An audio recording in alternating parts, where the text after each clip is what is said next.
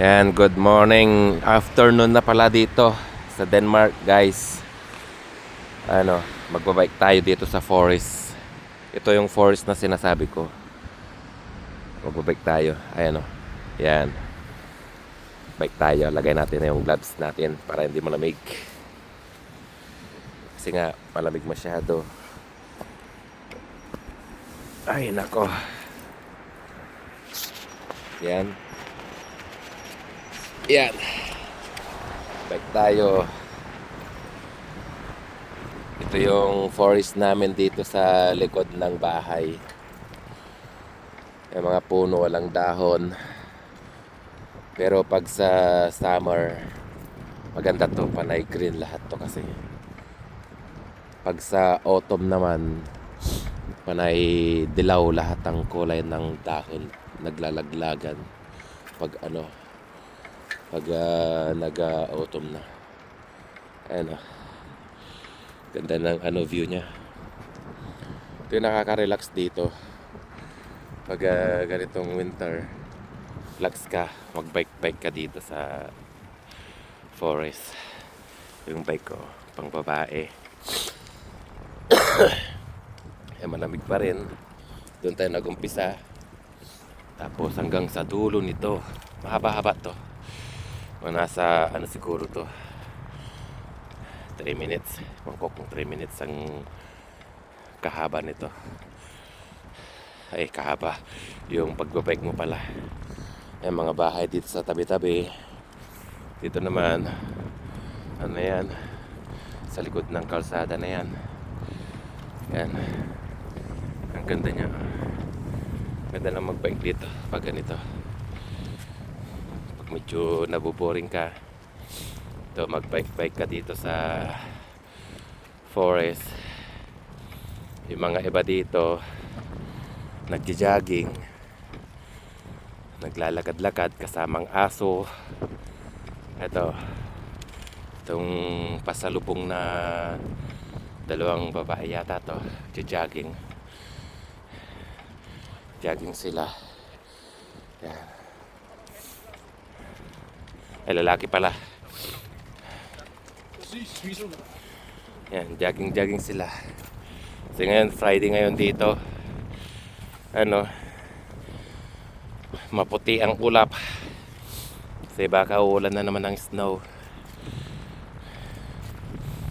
Yan. Mga 3 minutes. Mga 10 minutes to siguro. Mahangin siya. Rinig nyo? Ito mga yan, mga bunker yan noon. Yung mga yan. Kaya wala na, sirang-sira na yan. Hindi na kasi nagagamit. Matagal na panahon na rin na yan. Abandon. Ang niya. Pero maganda to.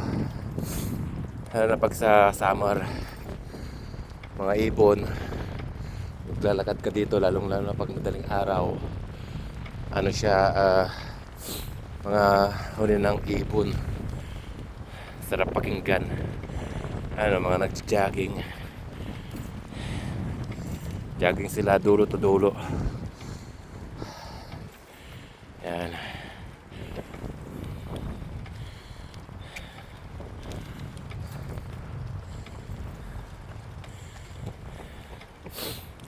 Jogging sila.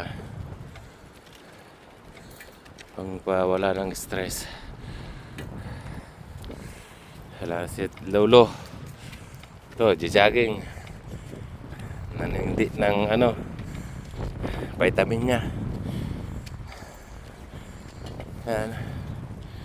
Yan mga yan, dating bunker yung mga yan. Ito, na-renovate lang nila. Para sa lang, harap lang pero hindi ko lang alam kung pwede pa yan. Yan mga snow. Yun. Dito. Yan. Yan. Lapit na tayo sa dulo, guys. Dito kahit na madaling araw o gabing-gabi ka dumaan dito, walang ano dito kasi may ilaw yan. Yung poste na yan. Dulo to dulo may ilaw yan. Tsaka hindi siya delikado maglakad dito. Safe ka dito maglakad. So yan guys. Lapit na tayo sa dulo. So tapos nito, yun yung trend dumaan na. Tapos ito na lang tayo. So yan, ito yung dulo. Yan, ito yung release ng train. Yan, so salamat guys sa panonood. Thank you so much. Abangan sa sunod na vlog ulit.